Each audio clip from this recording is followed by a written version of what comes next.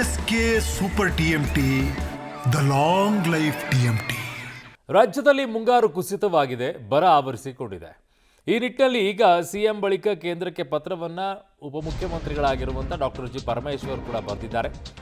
ಪ್ರಧಾನಿ ಮತ್ತು ಗೃಹ ಹಾಗೂ ಕೃಷಿ ಸಚಿವರಿಗೆ ಪತ್ರವನ್ನು ಬರೆದಿದ್ದಾರೆ. ಹೆಚ್ಚುವರಿ ಅನುದಾನವನ್ನು ಕೊಡುವಂತೆ ಮನವಿ ಮಾಡಿಕೊಂಡಿದ್ದಾರೆ. ರಾಜ್ಯಕ್ಕೆ ಮುಂಗಡವಾಗಿ ಪರಿಹಾರ ಕೊಡಿ ಅಂತ ಆಗ್ರಹಿಸಿದ್ದಾರೆ. ಕೇಂದ್ರದಿಂದ ರಾಜ್ಯಕ್ಕೆ ಸಮಿತಿಯನ್ನು ಕಳುಹಿಸಿಕೊಡುವಂತೆ ಕೂಡ ಮನವಿಯನ್ನು ಮಾಡಿಕೊಂಡಿದ್ದಾರೆ ಉಪಮುಖ್ಯಮಂತ್ರಿಗಳಾಗಿರುವಂಥ ಡಾಕ್ಟರ್ ಜಿ ಪರಮೇಶ್ವರ್ ಅವರು. ರಾಜ್ಯಕ್ಕೆ ಮುಂಗಡವಾಗಿ ಪರಿಹಾರ ಕೊಡಿ ಅಂತ ಆಗ್ರಹಿಸ್ತಾ ಇದ್ದಾರೆ.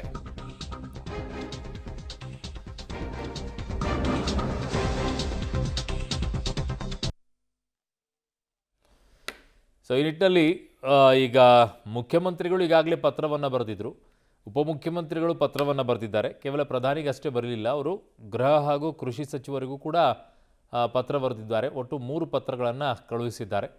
ಒಂದು ಸಮಿತಿಯನ್ನು ಕೂಡ ಕಳಿಸ್ಕೊಡಿ, ಜೊತೆಗೆ ಪರಿಹಾರವನ್ನು ಕೂಡ ಬೇಗ ಕೊಡಿ ಅಂತ. ಸಿಎಂ ಹಾಗೂ ನಾನು ಅಂದರೆ ಪರಮೇಶ್ವರ್ ಹೇಳ್ತಾ ಇರೋದು 16 ಜಿಲ್ಲೆಯ ಪರಿಸ್ಥಿತಿಯನ್ನು ಅವಲೋಕನ ಮಾಡಿದ್ದೇವೆ. ಈಗ ಜನರಿಗೆ ಕುಡಿಯುವ ನೀರಿಗೂ ಸಮಸ್ಯೆ ಆಗ್ಬಿಟ್ಟಿದೆ. ರಾಜ್ಯದ ಡ್ಯಾಮ್ಗಳು ಡೆಡ್ ಸ್ಟೋರೇಜ್ಗೆ ಬಂದಿವೆ. ರಾಜ್ಯದಲ್ಲಿ ಪರಿಸ್ಥಿತಿ ಗಂಭೀರವಾಗಿದೆ.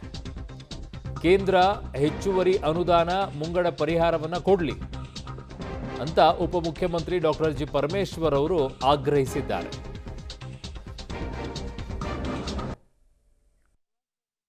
ಮುಖ್ಯಮಂತ್ರಿಗಳು ಈಗಾಗಲೇ ಕೇಂದ್ರಕ್ಕೆ ಪತ್ರವನ್ನು ಬರೆದಿದ್ದಾರೆ.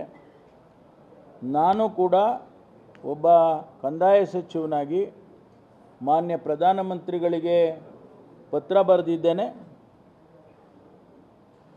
ಮಾನ್ಯ ಗೃಹ ಸಚಿವರಿಗೆ ಪತ್ರ ಬರೆದಿದ್ದೇನೆ. ಮಾನ್ಯ ಕೃಷಿ ಸಚಿವರಿಗೆ ಪತ್ರ ಬರೆದಿದ್ದೇನೆ. 2 ಕಾರಣಕ್ಕೆ ನಾನು ಪತ್ರ ಬರೆದಿರೋದು. ಒಂದು, ಇಂಥ ಪರಿಸ್ಥಿತಿಯಲ್ಲಿ ರಾಜ್ಯಕ್ಕೆ ನೀವು ನೆರವನ್ನು ನೀಡಬೇಕು. ಅಡಿಷನಲ್ ಗ್ರಾಂಟ್ಸು ಕೊಡಬೇಕು, ಸ್ಪೆಷಲ್ ಗ್ರಾಂಟ್ಸು. ಹಿಂದೆ ಎಲ್ಲ ಡಾಕ್ಟರ್ ಮನಮೋಹನ್ ಸಿಂಗ್ ಇರುವಾಗ ಫ್ಲಡ್ಡಿಂಗ್ ಆಗಿತ್ತು ಅಂತೇಳಿ ಬಂದು ವೈಮಾನಿಕ ವೀಕ್ಷಣೆ ಮಾಡಿ 2,000 ಕೋಟಿ ಅನೌನ್ಸ್ ಮಾಡಿದರು, ಕೊಟ್ಟೇ ಬಿಟ್ಟರು. ನನ್ನ ಸಹೋದ್ಯೋಗಿ ಈಗ ಪೊಲಿಟಿಕಲ್ ಬ್ಯೂರೋಯಿಂದ ಸುಖೇಶ್ ನನ್ನ ಸಂಪರ್ಕಕ್ಕೆ ಸಿಗ್ತಾ ಇದ್ದಾರೆ.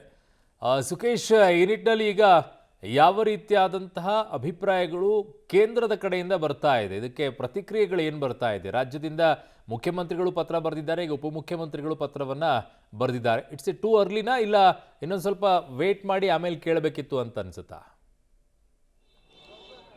ಅಲ್ಲ, ಯಾಕಂದರೆ ಪರಿಸ್ಥಿತಿ ಹಂಗೆ ಇದೆ. ಯಾಕಂದರೆ ಮಳೆಗಾಲ ಶುರುವಾಗುವಂಥದ್ದು ನಮಗೆ ಜೂನ್ನಿಂದ ಆರಂಭ ಆಗಬೇಕಿತ್ತು. ಜುಲೈ 15 ಅಂದರೆ ಸುಮಾರು 45 ದಿನಗಳ ಕಳೆದಿದೆ.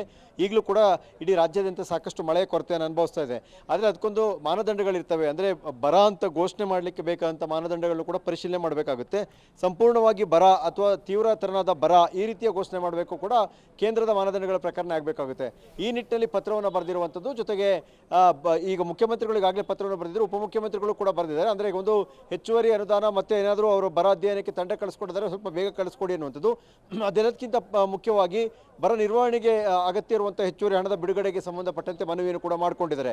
ಅಂದರೆ ರಾಜ್ಯದ ಪರಿಸ್ಥಿತಿ ಭಿನ್ನವಾಗಿದೆ. ಯಾಕಂದರೆ ಇಷ್ಟೊತ್ತಿಗೆ ಬಿತ್ತನೆ ಎಲ್ಲ ಕಾರ್ಯಗಳು ಅರ್ಧಕ್ಕರ್ಧ ಮುಗಿಬೇಕಿತ್ತು. ಕೆಲವು ಕಡೆಗಳಲ್ಲಿ ಇನ್ನೂ ಶುರುವಾಗುವಂಥ ಪರಿಸ್ಥಿತಿಯೂ ಇಲ್ಲ. ಎಲ್ಲದಕ್ಕಿಂತ ಹೆಚ್ಚಾಗಿ ನಮ್ಮದು ಕುಡಿಯುವ ನೀರಿನ ಸಮಸ್ಯೆ ಕೂಡ ಎದುರಾಗುವಂಥ ಸಾಧ್ಯತೆಗಳು ಕಾಣ್ತದೆ ಇದೇ ರೀತಿ ಆದರೆ ಮಳೆ. ಹಾಗಾಗಿ ಈ ಬಾರಿಯ ಬರವನ್ನು ಘೋಷಣೆಯ ಜೊತೆಗೆ ಸ್ವಲ್ಪ ಬೇಗ ಕ್ರಮ ಕೈಗೊಳ್ಳಿ ಅನ್ನುವಂಥ ನಿಟ್ಟಿನಲ್ಲಿ